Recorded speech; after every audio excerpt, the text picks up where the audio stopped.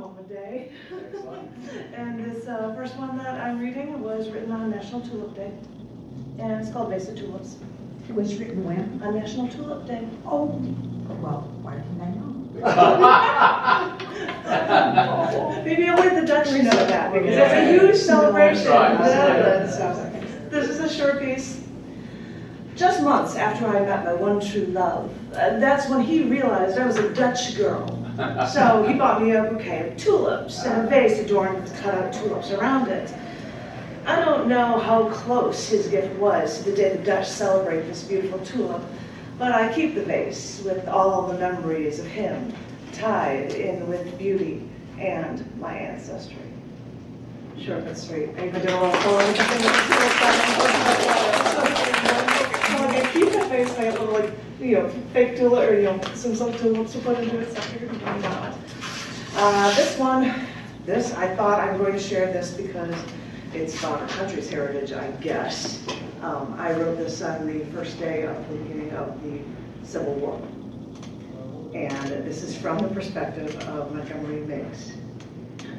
And it's called Quartermaster General, Burying Bodies.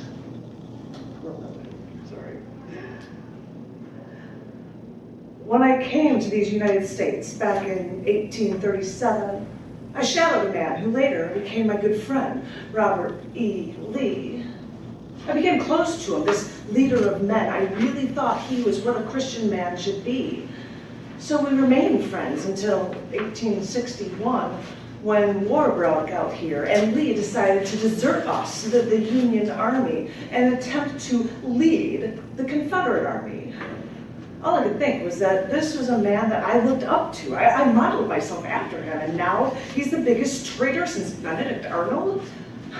Yes, I looked up to him, but I don't admire a man who chose to be in cahoots with rednecks who love slavery. So my only choice was to go to battle against this man. I've seen their home for years, with his wife Mary tending to a most elaborate rose garden. I'm sure she fumed when Robert made her leave their precious roses because of the war. And eventually, I became the Quartermaster General of the Union Army.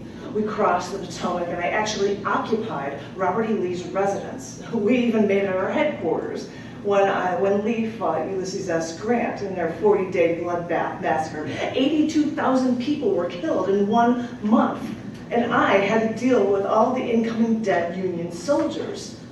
Every soldier I had to bury made me more and more angry at Lee.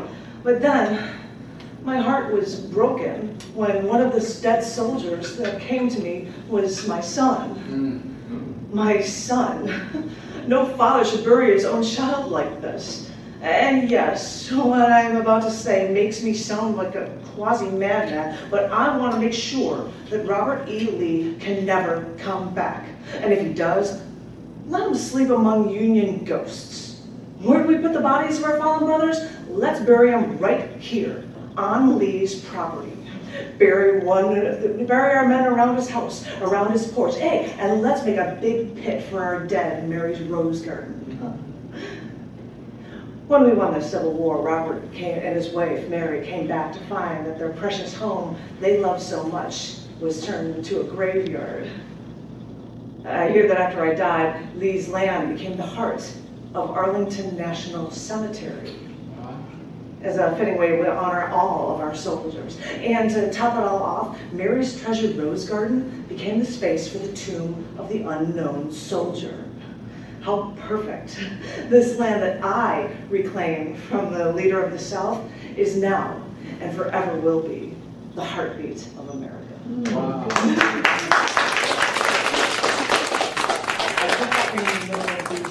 Two poems that I handed. So this next one I wrote on my wedding anniversary.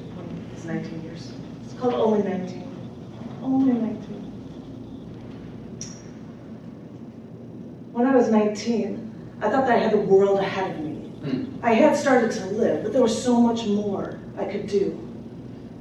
When I realized that I was married to you for 19 years, I knew the love was good, but there was so much more love to share.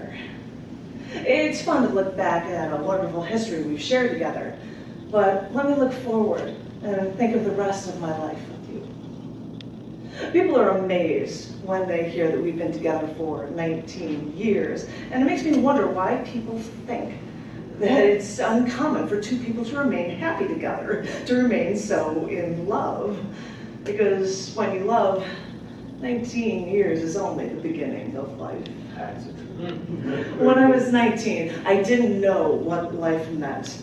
When I loved you for 19 years, my love for you only began to scratch the surface. Once I was with you, married for 19 years, I knew that this time couldn't be all, because I have loved you. I will love you, and my love for you will not die. So it is only 19, my love, because that number really means that this is just the beginning of our lifetime of love.